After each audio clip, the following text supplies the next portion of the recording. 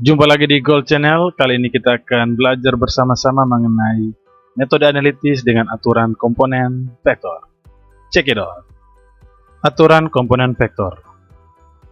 Aturan komponen vektor digunakan untuk menentukan resultan atau selisih dari dua buah vektor atau lebih dengan menggunakan persamaan, yaitu R sama dengan akar dari Rx pangkat 2 tambah Ry pangkat 2, di mana R adalah resultan atau selisih dari dua buah vektor atau lebih, Rx adalah resultan seluruh vektor pada komponen sumbu X, sedangkan Ry adalah resultan seluruh komponen vektor pada sumbu Y. Setelah mengetahui persamaan dalam menentukan resultan ataupun selisih, kita juga dapat menentukan arah dari resultan ataupun selisih, di mana arah resultan ataupun selisih dari dua buah vektor atau lebih dapat kita gunakan aturan tangen. Untuk persamaannya adalah tangen theta sama dengan Ry per Rx.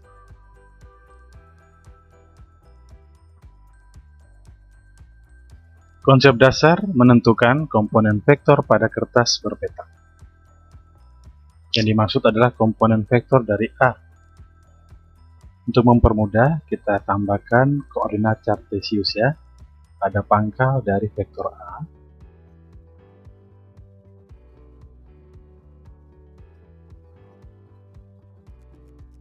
Nah, ini berarti sumbu X dan ini sumbu Y. Artinya A, vektor A memiliki dua buah komponen, yaitu komponen pada sumbu X dan komponen pada sumbu Y. Komponen A pada sumbu X dapat ditulis AX, sedangkan komponen pada sumbu Y dapat ditulis AY. Berapakah AX? Tinggal kita menghitungnya 1 petak, 2 petak, 3 petak, 4 petak, dan 5 petak. Sedangkan AY jawabannya 0.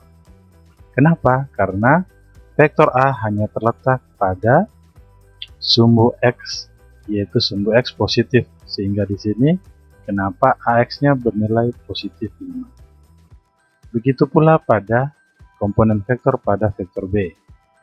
Berarti Bx 1, 2, 3, 4. Karena ke kiri berarti minus 4. Sedangkan By berarti sama dengan 0, karena komponen vektor B hanya terletak pada sumbu X negatif. Bagaimana dengan komponen vektor C? Nah, berarti Cx sama dengan 0. Sedangkan Cy kita hitung 1, 2, 3, 4, 5. Plus 5. Kenapa? Karena arahnya ke atas. Sedangkan Dx untuk vektor D, Dx berarti 0, sedangkan Dy hitungnya 1, 2, 3, 4, 5. Karena arah ke bawah berarti minus 5. Seperti itu. Nah, yang membedakan sekarang, perhatikan. Nah, kalau seperti vektor E, berarti berapakah? Atau boleh dikatakan komponen vektor E, sudah pasti ada EX dan EY kan? Nah, berapakah nilai EX dan EY? Ini berarti karena bukan terletak di sumbu X ataupun sumbu Y, nah berarti sudah pasti nilai X ataupun nilai EY tidak sama dengan 0. Nah, kita uraikan ya, berarti inilah yang dinamakan komponen vektor E pada sumbu Y. Dapat ditulis EY, sedangkan yang ini adalah komponen E pada sumbu X. Bolehlah kita tulis EX. Ya, berapakah nilai EX? Hitunglah 1, 2, 3, 4. Karena ke kanan berarti bernilai positif. EY 1, 2, 3, 4, 5. Karena ke atas berarti bernilai positif 5. Begitu pula juga untuk F, G, dan H ya. Berarti untuk F berarti Fy, kita langsung saja menentukannya. Fy berarti 1, 2, 3, 4. Karena ke atas berarti positif. Sedangkan Fx, oke, 1, 2, 3, 4. Karena ke kiri berarti minus 4. Nah, begitu pula juga untuk GX. Ya, untuk GX berarti dapat kita hitung 1, 2, 3, 4. Karena arah ke kiri berarti minus 4. Sedangkan GY 1, 2, 3. Karena arah ke bawah berarti bernilai minus 3. Dan terakhir untuk H. Ya, berarti untuk gambar ini berarti HX. Rapat ke kanan 1, 2, 3 berarti positif 3 karena arah ke kanan. Sedangkan HY arahnya ke bawah ya, 1, 2, 3, 4, 5. Nah, jadi dapatlah HY sama dengan minus 5. Itulah cara menentukan komponen vektor pada kertas berpetak. Mudah kan? Konsep dasar menentukan komponen vektor pada kertas tidak berpetak. Sebelumnya kertas berpetak, sekarang kertas tidak berpetak. Berarti komponen vektor dari A, ya sudah pasti, karena kita batasi, kita di sini hanya cuma mempelajari 2 dimensi ya, seperti pada penjelasan sebelumnya, berarti AX sebesar 4 Newton. Jadi AY sama dengan 0. BX sama dengan minus 3 Newton. BY sama dengan 0. Untuk komponen vektor C, CX 0, CY 3 Newton. Sedangkan untuk komponen vektor D, DX 0 dan DY-nya adalah minus 3 Newton. Mudah kan? Nah, sekarang bagaimana nih dengan vektor E seperti pada gambar ya? Nah, berarti kalau kita uraikan, berarti inilah yang dinamakan EY. Sedangkan kalau kita uraikan lagi, inilah yang dinamakan EX. Yang jadi pertanyaannya, berapakah nilai EX dan nilai EY? Nah, perhatikan di sini ada sudut ya. Ya, dimana kalau kita lihat berarti vektor E ini ya, berarti membentuk sudut 30 derajat terhadap sumbu X positif. Nah, tentunya tidak semudah ya menentukan komponen vektor A, B, C, dan D. Nah, untuk menentukan ya komponen vektor dari EX dan EY pada kertas tidak berpetak dan membentuk sudut tertentu terhadap sumbu X ya ataupun sumbu Y ya, maka untuk memahaminya kita perhatikan aturan trigonometri berikut. Artinya kita harus memahami sedikit aturan trigonometri berkaitan dengan sudut. Oke? Aturan trigonometri akan kita pelajari yaitu berkaitan dengan sudut, di mana di sini tulis sin theta sama dengan demi, cos theta sama dengan sami, tan theta sama dengan desa. Ini maksudnya apa? Ini sekedar hanya untuk memudahkan kita mengingat ya. Sin theta sama dengan demi, artinya sin theta sama dengan ya sisi depan dibagi dengan sisi miring. Begitu pula juga dengan cos theta sama dengan sami, artinya cos theta sama dengan samping, artinya sisi samping dibagi dengan sisi miring. Tan theta sama dengan desa ya, artinya tan theta sama dengan sisi depan dibagi dengan sisi samping. Nah, berarti aturan trigonometri ini berlaku untuk sebuah segitiga siku-siku. Untuk memahaminya kita perhatikan beberapa contoh gambar segitiga siku-siku berikut ini. Nah, kita perhatikan ada sebuah segitiga siku-siku. Nah, berarti dari gambar ini berarti segitiga siku-sikunya adalah segitiga siku-siku sama kaki ya. Oke. Nah, kalau tahu ya sifat segitiga sama kaki sudah pasti nilai alfa ini berapa? Ya. Sudah pasti sebesar 45 derajat. Ya, karena ini kan siku-siku. Ini juga pasti harus sama besar dengan alfa kan? Yaitu sebesar 45 derajat. Ya. Nah, sekarang kita akan buktikan dengan cara sin, cos, dan tangen. Ya. Nah, sekarang kita perhatikan. Di sini misalkan kita tanyakan dulu ya. Sekarang ditanyakan berapakah alfa. Nah, berarti untuk mencari alfa, kita gunakan konsep sin alfa. Sin alfa tadi apa? Sisi depan dibagi sisi miring. Nah, ini kan alfa. Berarti kata depan yang mana?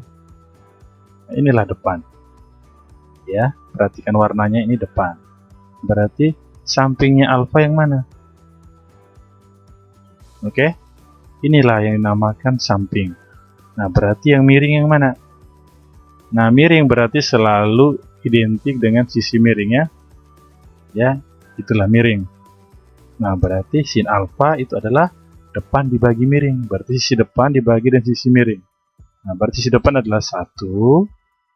Sisi miring adalah akar 2. Nah, secara matematika kita akan dapatkan hasil setelah kita rasionalkan ya. Jadi setengah 1 per akar 2 kali akar 2 per akar 2. Sehingga kita dapat setengah akar 2. Jadi alfanya berapa? Nah, tentunya kalian sudah ingat ya, sudut istimewa dari 0 sampai 90 derajat. Sin alfa yang hasilnya setengah akar 2, alfanya adalah 45 derajat. Begitu pula juga cos alfa. Cos alfa artinya sami, samping dibagi miring. Berarti sampingnya berapa?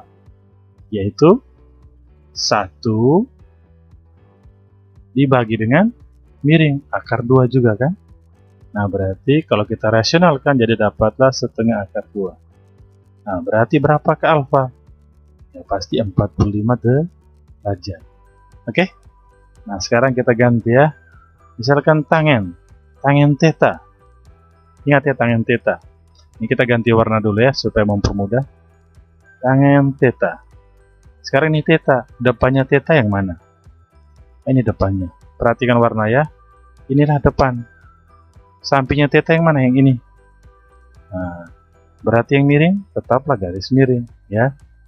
Ini adalah miringnya.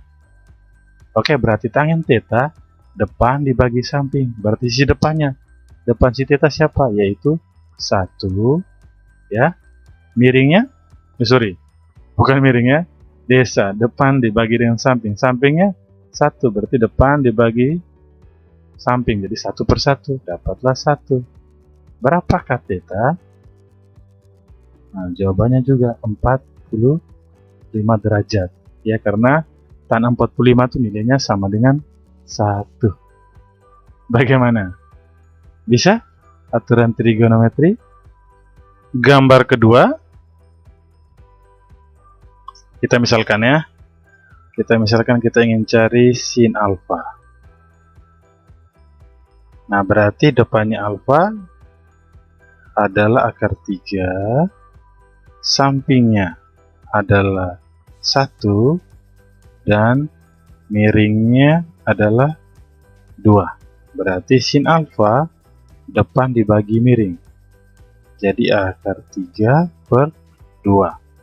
Sehingga alfa ya, yang memiliki nilai akar 3 per 2 adalah alfanya 60 derajat. Bisa ya? Nah, sedangkan kalau kita misalkan kita tanya tangen alfa.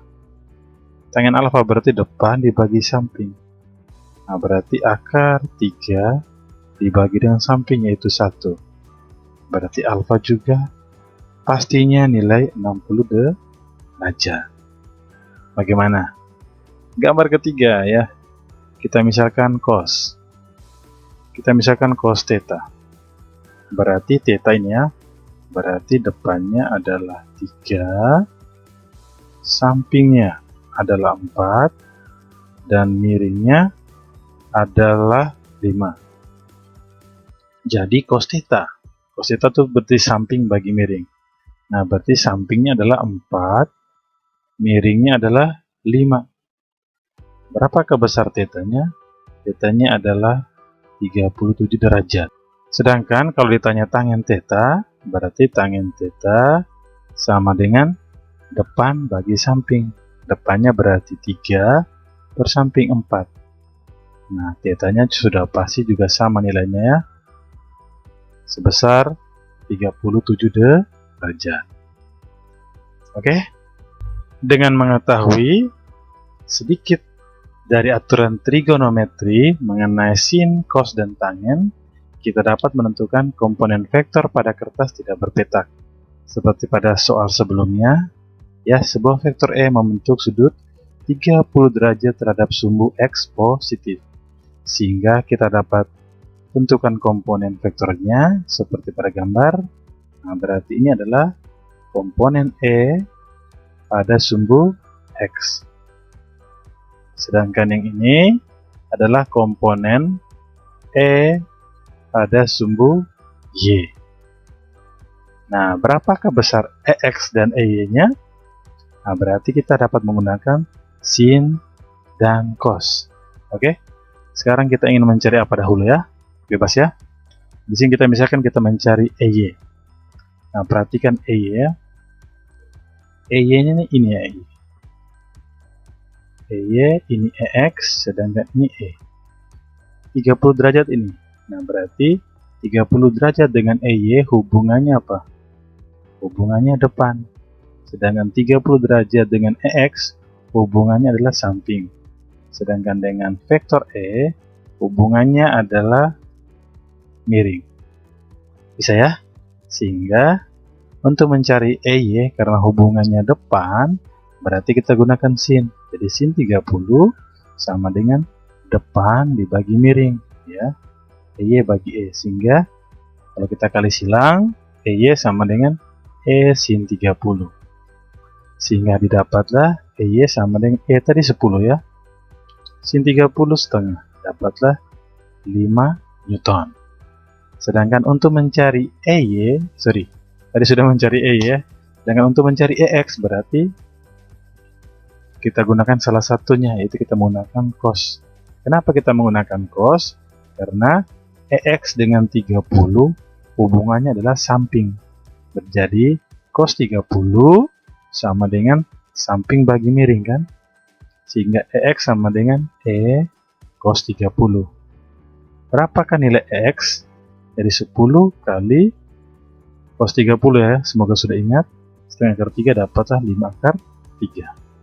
Seperti itu cara menentukan komponen vektor dari E pada sumbu X dan sumbu Y.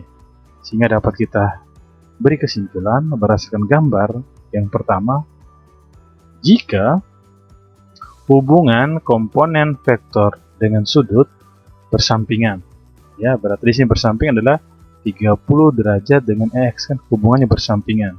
Nah, kalau hubungan bersampingan, maka nilai komponen vektor tersebut adalah nilai vektor yaitu E ya, dikalikan dengan cos theta, sehingga EX sama dengan E cos theta ya, seperti pada penyelesaian tadi.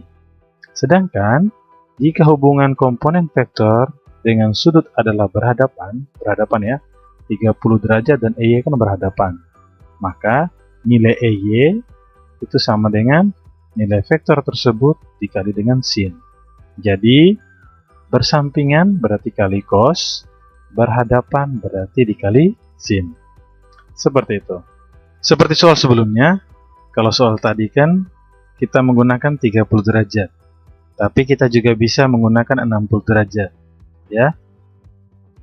Berarti komponen vektor E pada sumbu X, berarti yang ini ya, adalah EX, dan ini adalah komponen dari vektor E pada sumbu Y.